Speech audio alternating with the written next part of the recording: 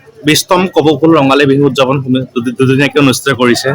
কপৌফুল বুলি ক'লে এটা উৎসৱমুখৰ পৰিৱেশ সৃষ্টি হয় তুলসীমুখৰ বৃহত্তৰ অঞ্চলত। কি ক'ব?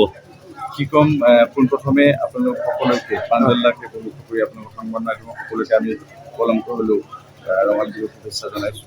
ধন্যবাদ জ্ঞাপন কৰিছোঁ আপোনালোকে আমাৰ এই ভিতৰুৱা অঞ্চলত আহি কপৌফুলৰ নামটো উজ্বলাব বিচাৰিছে। আৰু এই সুযোগতে মই অসমবাসীৰ লগতে আমাৰ নগাঁওবাসী সকলোকে পলমকৈ হ'লেও ৰঙালী বিহুৰ শুভেচ্ছা জ্ঞাপন কৰিছোঁ। নতুন বছৰে সকলোৰে সুসময় কৰক। আৰু কপৌফুল অনুষ্ঠানটো আমাৰ 20তম বৰ্ষ পাৰ কৰিলে। এই অনুষ্ঠানটো ভৱিষ্যতলৈ জীয়াই থাকিব বুলি আশা ৰাখিম। জ্যেষ্ঠসকলৰ সৈতে আমি জ্যেষ্ঠ কনিষ্ঠ গাঁৱৰ সকলো মিলি আমাৰ এই অনুষ্ঠান ভাগ চলাই আহিছোঁ মিলা প্ৰীতিৰে, আৰু আগলৈকে যাতে চলি থাকিব বুলি আশা ৰাখিম। আমাৰ এই বিহুত বুঢ়াগোহাঁই গাঁৱৰ সকলো ৰাইজে আজি 20টা বছৰে এই কপৌফুল নামাকৰণেৰে এই অনুষ্ঠান ভাগ একাধিকলৈ চলাই আহিছে। আমাৰ জ্যেষ্ঠসকলৰ দিহা পৰামৰ্শ আৰু আমাৰ উদীয়মানসকলৰ যি প্ৰচেষ্টা সঁচাই আমি লেখত ল'বলগীয়া। সকলোৰে প্ৰচেষ্টাত আমি আজি 20টা বছৰে সুন্দৰভাৱে অনুষ্ঠান ভাগ আমাৰ এই পিছপৰা অঞ্চলত আমি আগুৱাই লৈ যাব পাৰিছোঁ।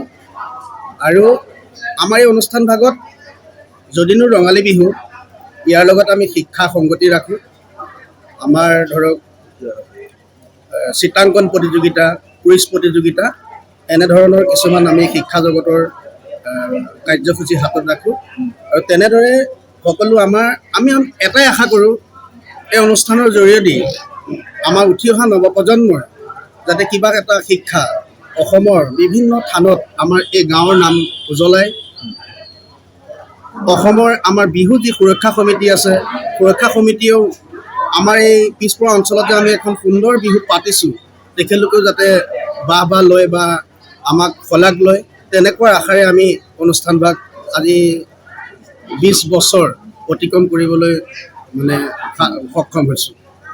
আৰু কপৌফুল বুলি ক'লে এটা সকলোৱে অপেক্ষা থাকে, বাট চাই থাকে তুলসীমুখৰ বৃহত্তৰ অঞ্চল আপোনাৰ বুঢ়াগোহাঁই। কি ক'ব? হয়, কপৌফুল